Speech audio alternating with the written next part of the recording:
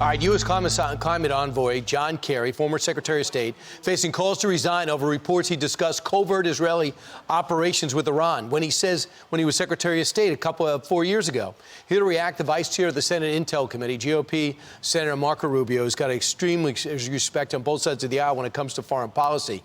If it is true, Senator, that he tipped off the Iranians to 200 attacks from the Israelis in Syria, what does that mean? Well, that would be a major foreign policy catastrophe for the country if it were revealed to be true. If he was having, and it's not clear when exactly he told them about it. Was it after he was Secretary of State? Was it during the negotiations? But I'll say this, what happens with a lot of these guys is they fall in love with these deals, right? The deal becomes more important than the impact the deal's going to have. Just having that deal because they believe so much in it that you're willing to do things you wouldn't do under normal circumstances. That happens all the time in life. It happens all the time in politics, unfortunately. But when it happens in something like this that involves national security, it could be very dangerous. So, look, I think this is something that needs to be looked at. And the most important thing as well is, he's now part of this administration. He's got to stick to the climate stuff. He really should. We got to be very careful. We don't have some guy now sticking his nose into any of the work happening with Iran, even though I'm not sure that the people working on Iran now would be much better. But you would hope at the minimum they wouldn't be betraying allies. Senator, I can't help but think that President Obama had to know about this. He had frosty relationship with President Benjamin Netanyahu. We know that they've never probably been worse between Israel and the U.S. when he was in power.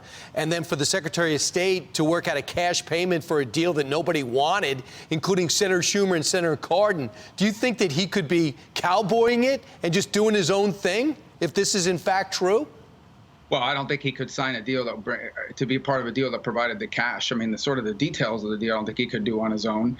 I think it's possible. You want to do a deal with somebody on the other side, so you want to give them something of value that isn't on paper, and that's where something like giving them insight into what our allies in Israel are doing would add to that. That may not have been disclosed per se, right? Although it's hard to imagine how he would have done that with other people around him not being aware. So I can't say the administration would definitely have known about that, but they most certainly knew about all the other things that were in the deal, including the side deals that were never sort of revealed publicly. Yeah, he denies it, but as previously reported, he denied meeting with Zarif during the Trump administration. But guess what? There's pictures of those two talking, and Fox has reported 2 other times he talked to Iran. Reportedly said, hold on, number 1, he'll be impeached, so he's going to be out soon, and number 2, he's not going to get reelected. So if you could just hold on, we'll get right back into that deal, which is treasonous in my book, and the President Trump always thought that. Meanwhile, tomorrow night, it's exciting. President Biden, for the first time, will address a joint session of Congress without the joint session of Congress being there,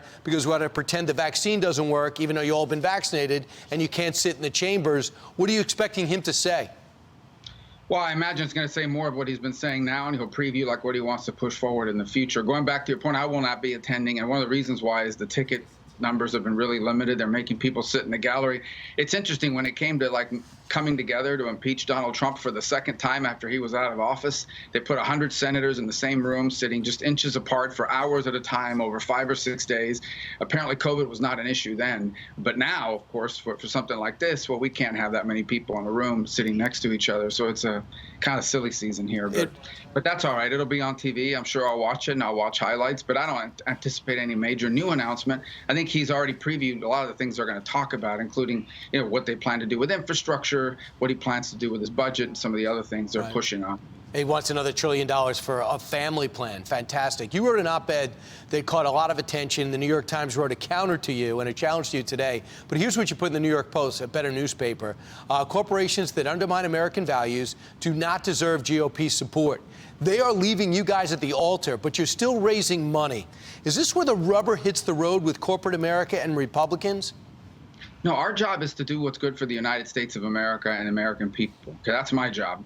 Now, to the extent that some policy, be it tax or regulatory, creates jobs for America, creates an industrial capacity for the country, is good for America, those are the kinds of things that we should be incentivizing and rewarding.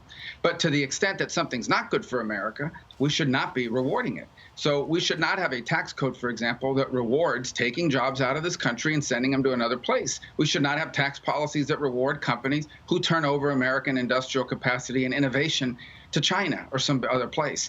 So it's not about punishing corporate America. Look, they have a right to speak freely and say whatever they want to say. What we shouldn't pretend, however, is that they somehow have the best interest of the United States in mind. They consider themselves citizens of the world.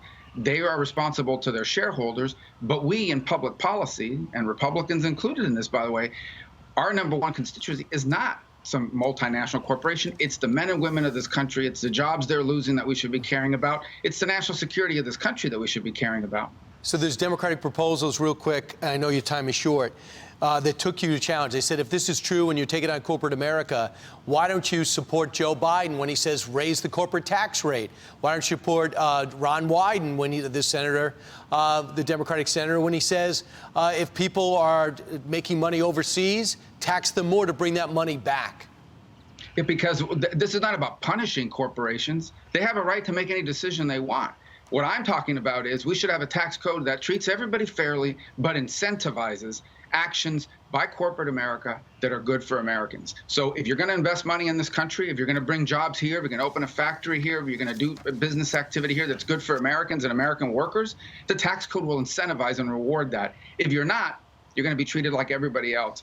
They're more about punishing. That's the difference. They want to punish corporations because, frankly, many of them have they don't really truly are committed or believe in capitalism. I believe in free enterprise and capitalism, but I believe that our laws and our incentives should be built for the common good, should be built to incentivize what is good for America and good for Americans. I just think overall what's good for the country is that the Republicans didn't get any corporate support this last quarter, but hit record numbers in terms of small donations. It frees you up even more than ever to act in the best interest of the nation. Senator, thanks so much.